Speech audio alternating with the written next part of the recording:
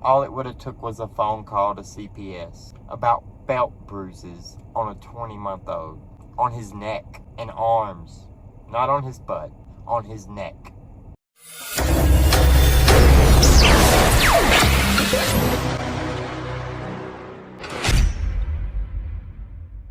Hey, what's going on, guys? So I thought I'd come in here and I'd make a video today because the live I did yesterday got a little out of hand. I got a little upset when I was talking about Quinton Simon and his mother and his grandmother and the boyfriend and all the stuff surrounding that case, all the red flags, all the ways it could have been prevented. I got a little out of line with what I said, but I meant every word. It's just not something I should say on YouTube because, you know, guidelines and whatnot and active case, and maybe I'm wrong, so I don't want to put that out there, but I meant everything I said. And I got a little emotional. I got upset. You know, it's natural to be upset about a 20-month-old baby who's got bruises all over him multiple times and nobody's doing anything about it. Now, I want to go back and give some backstory on this case for anybody who doesn't know. I want to make a complete video on this and why I feel the way I feel and what I think. So, let's get into it. Quinton Simon is a 20-month-old little boy. He went missing on October 5th. That's last Wednesday morning from this point right now. He's still not been found. He was last seen at 6 o'clock in the morning when his mom's boyfriend left for work. The mom didn't wake up till 9 a.m. that morning. When she woke up, she could not find him anywhere. The front door was open and he was gone. But supposedly, according to her, he doesn't know how to open doors. Let's add a little bit of backstory to this. The mother doesn't have custody of Quinton, that's for sure. The grandmother does. So Quinton was taken from the mother and placed in the care of the grandmother. The mother lives with the grandmother, so therefore she lives with the child and she is watching the child. The grandmother's working out of town, so the mother is keeping the child and is responsible for the child.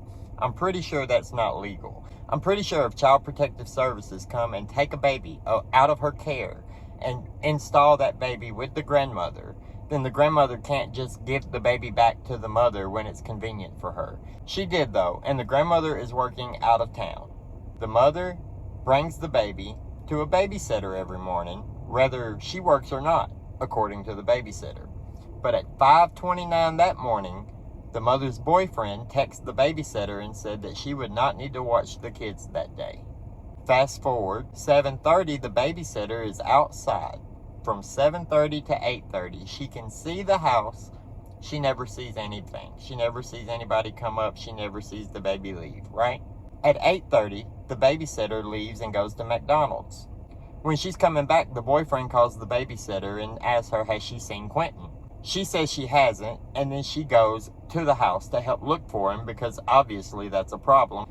He's 20 months old and they don't know where he's at. When she gets there to go in to help look for him, the mother is standing outside smoking a cigarette. The boyfriend is standing by the door. When she goes to go in the door and says maybe he's in a closet or in a cabinet somewhere, he likes to hide and play in the closet and stuff, the boyfriend says, we've already looked. And then they're just standing there. The babysitter asked, have you called the police? No, they haven't. So then finally, 45 minutes after they realize that their 20-month-old child is missing, they finally call the police. It was trash day, and there's speculation out that maybe they were waiting for the trash truck to run before they called the police to get rid of any evidence that could have been in the trash. They've been searching landfills, they've been searching dump sites, dumpsters, drains, ditches, woods, everywhere. They can't find this baby. So the story is the mother woke up and the baby was not in the playpen. The front door was open and the baby was gone. The mother says the baby can't open the door by himself, but he's 20 months old. At 20 months old, my son could open a locked door with a credit card. I understand that children are different. If this baby was neglected to the point to where they didn't spend enough time with him to teach him things and let him see them do things and try to mimic them, then maybe he couldn't open a door. Maybe he was taken, but I don't believe it. I can't see. The actions of the mother, the carelessness, they don't even call the cops. They're standing around. They don't want people to help look for the baby in the 20, 30 minutes after he's missing. They haven't even called the cops. That doesn't sound right to me whatsoever, okay? I don't know a lot about the boyfriend. Apparently he's some aspiring rapper. He wants to be a rapper, right? good God, you're not going to be a rapper guy. Give it up. You don't have the talent, okay? The mother is 22 years old, Leilani, something like that. She's already lost her children. She has 3 of them. She doesn't take care of them. So, I mean, we know what we got going on here, right? Quinton's grandmother has come out and said that she doesn't trust her daughter, Quinton's mother, that she lies, she steals to buy drugs, and she's just had all kinds of problems. The grandmother was actually evicting the mother and the mother's boyfriend from the house. So it's a rocky relationship at home. It's not great, right? The last person to see Quinton, supposedly, was the boyfriend at 6 a.m. when he was leaving for work. He said that he saw Quinton in his playpen. The mother sleeps till 9 o'clock. Come on now. You got 3 small children. You canceled the babysitter and then you sleep till 9 o'clock. This is negligent behavior. Now, I would love to think that the mother and the boyfriend, the grandmother, nobody has anything to do with this. And this is some kind of a mistake, right? But this is not the case.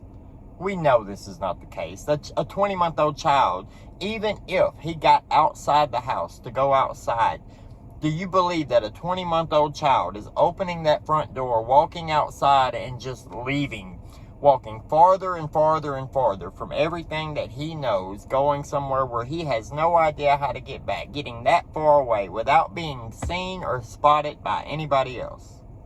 Seriously. Seriously. Seriously. No. The child goes outside unattended all the time, and he doesn't leave the yard.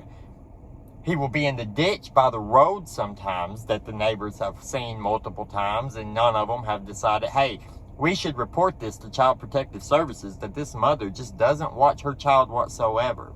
Now let's get to the babysitter. The babysitter, I feel like, is one of the only people in this child's life who has been showing him love and affection. I feel like she has the child's best interest in mind, but she made bad mistakes. Now, let me explain what those mistakes are. She's seen bruising on this child multiple times, and she messaged the grandmother about it and talked to the grandmother about it because she was worried about Quinton and the bruising. When she messaged the grandmother told her to keep Quinton, to keep the kids until she got back in town. Do not give them back to Leilani, whatever her name is. So she agrees. Now the grandmother messages her back a little bit later and says, I'm going to give Leilani one more chance. She's a young mother and she makes mistakes, but I'm going to support her no matter what. No matter what. No matter even if she's beating her child, you're going to support her? I'm sorry. Let's get back on track. She's going to support her no matter what. So she wants to give her another chance. So the babysitter obliges. I mean, she's just a babysitter, right? She sends him back. He comes back to her house another day with bruises on his neck and arms. The babysitter describes it as belt bruises on his neck and his arms. At this point, this is where I start to blame the babysitter for inaction, okay? Now, down here in the country, we all want to stay out of everybody's business. It's not my place to do this. I completely understand that. But we are talking about a helpless, defenseless, 20-month-old little boy. Y'all have seen this little boy, right? Let me put his picture right here so you can see this baby boy.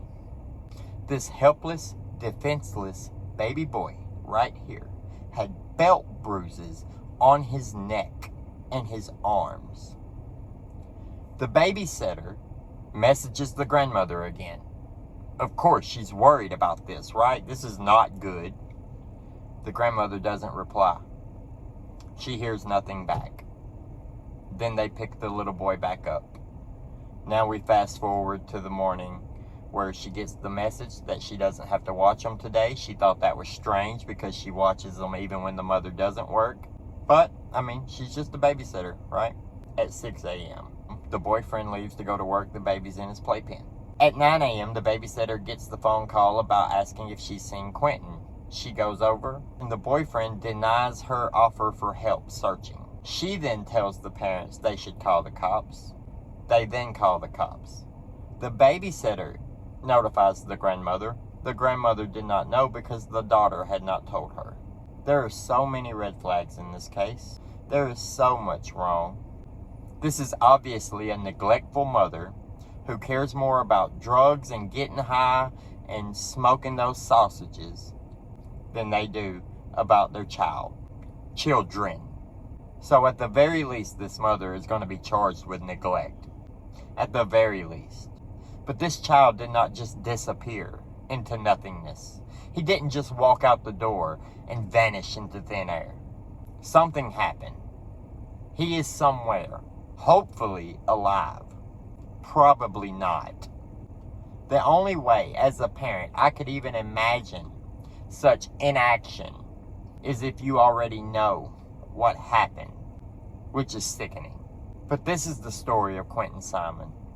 I pray they find this baby boy healthy. I pray there's some way, somehow, somebody's picked him up or something and he's okay. I pray it's not what I believe it to be. Because this is an innocent 20-month-old little boy who deserves to live a good life. I hope they find this baby and they place him in a safe home where he can live away from the mess that he's dealing with, or that he was dealing with. This case is heavy for me, guys. I have little boys. When I start thinking about it, when I start remembering them at 20 months old and how small and how innocent they are, it just really strikes a nerve with me. It makes it hard for me to report on this. It makes it hard for me to even talk about this without getting outraged, without getting so mad at little things that could have changed the situation. Hindsight's always 20/20. The babysitter, all it would have took was a phone call to CPS about belt bruises on a 20-month-old, on his neck and arms, not on his butt, on his neck. A phone call. Notify the authorities. She notified the grandmother. She did something. It just wasn't enough. So keep this in mind. Whenever you feel like maybe it's not your business, if you see a child that looks like he's being abused and you don't think it's your business to say something, imagine what could happen if it goes too far. Report it. As a father, if my child had a strange bruise on him and somebody called CPS and reported that bruise, and they come out and they question me, I wouldn't be mad at the person. I would be thankful that they're looking out for my child. I would know that I didn't make a bruise like that on my child, so I would have nothing to fear. But if there's suspicious circumstances, don't mind your own business. Not when it comes to children. I hope I got my point across with that last part. Like the video, guys. Subscribe to the channel. We'll go through the updates as they come in. I know they've drained the pool. I don't know what else they can really do. Hopefully they can find him. If it were up to me, I would think that separate the boyfriend and the mother and question. See if the stories stay together. See if what they say adds up. See if one of them turns on the other. Because something happened to this baby. He didn't vanish. The cops don't believe he's been abducted. That tells you about all you need to know, does it not? Like the video, guys. Subscribe to the channel. Let me know what you think down in the comments below. I appreciate the views. I appreciate you watching. Have a good day and pray for baby Quinton. We'll see you later.